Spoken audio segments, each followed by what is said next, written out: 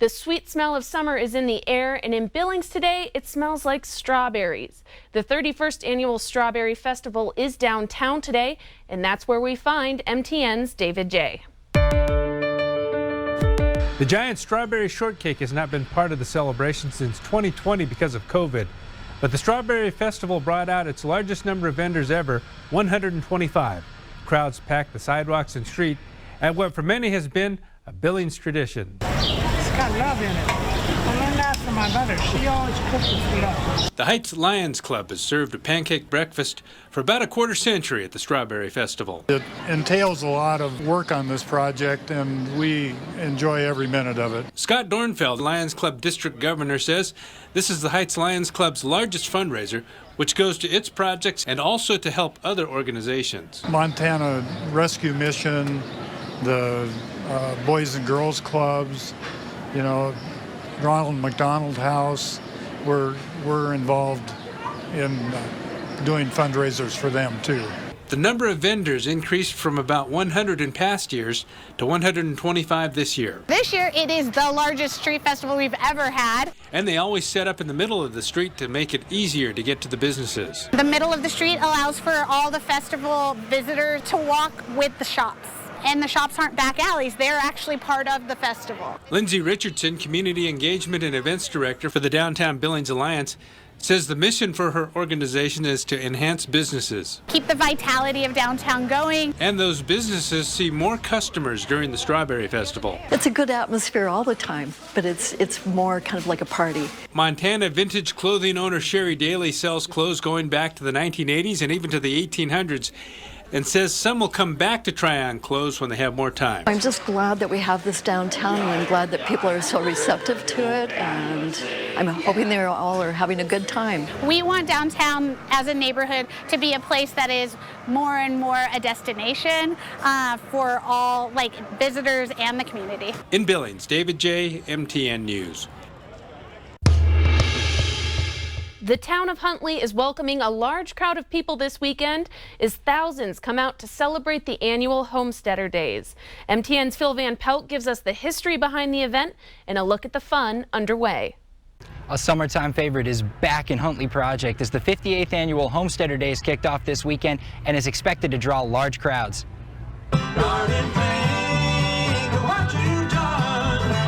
Homesteader Days is an event that is put on by the Lions Club of Huntley Project and held on the second weekend in July every year. It has humble beginnings, but quickly grew into a massive event for the town. It started back in 1964, and it really just started as a group of farmers getting together and honestly getting around a keg of beer and talking about how the growing year was going and, you know, things that happen in the agricultural world. What Homesteader Days is now? 2 days of food, music, games, vendors, and a parade, all with the mission of bringing the community together and raising money for nonprofits and the Huntley Project community itself. This event is so important to us, and you know, like last year, we had a really good year. The community really supported us, and by doing that, we put $75,000 back into the community, and that's really great for this community to be able to do that and help support this park, help support communities, schools, things like that. Super excited. We were very happy to be invited, and we look forward to having a good, fun day. Homesteader Days wraps up with music and various acts tonight, but this event is 100% volunteer driven, and the Lions Club is always welcoming more volunteers to help clean up on Sunday. It's the people.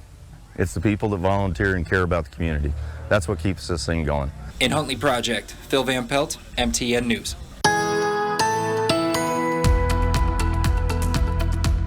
Beautiful weather for some of our favorite summer festivals. Let's see if it's planning to stick around. For that, we check in with Matt Hidalgo in the Storm Tracker Weather Center. A hot day today, and the threat of showers and potential thunderstorms are sticking around. I'm meteorologist Matthew Hidalgo here in the Q2 Weather Center. Now, the greater chance of seeing more of this severe weather is going to remain mainly west and north of Billings in these yellow and brown shaded areas here. So folks, if you have any plans tonight, just be cautious. Make sure to stay up to date with any severe weather that could be pushing through your area. And we aren't going to be done quite yet as we head into tomorrow. More chances of showers and thunderstorms, but we are going to see that area shift a little bit with this potential severe weather, mainly around the Billings area and east into the eastern plains. Folks, again, if these storms push through your area, expect some lightning, gusty winds, potential even for some hail. I'll talk more about it, so stick around. We'll have those full forecast details and what to expect as we head into your work week coming up. Now, this is a heartbreaking story out of Great Falls. The rodeo community has come together in support of barrel racer Cassidy Castle, who lost not one but two of her horses in a trailer fire in Conrad on their way home from the Augusta Rodeo. MTN's Lindsay Stenger tells us the story of Diva and Dixie. A dream, a trailer, and what felt like a lifetime of work up in smoke. A weekend spent at the rodeo turned into a nightmare for barrel racer Cassidy Castle. We just do a little bit of everything with them. A little girl whose best friend just so happens to have four legs. Right now. I spend more time with the horses than people. Grew into a woman whose whole life is horses and halters. It's not just like a hobby for me. This is what I do every day, all day, 365. Cassidy Castle, a bear racer who didn't go far without her two best friends, Diva and Dixie. But Dixie was like this teeny tiny, like literally no other word but fire-breathing dragon. She was so fun. Like her first barrel was so much fun, and anybody that watched her will tell you that. Like it was. And then Diva she was just big and beautiful, and like when she walked up somewhere, like people noticed her. She had that really eye-catching quality. She was an absolute goober. Like she'd sit there and lick you, like just for something to do.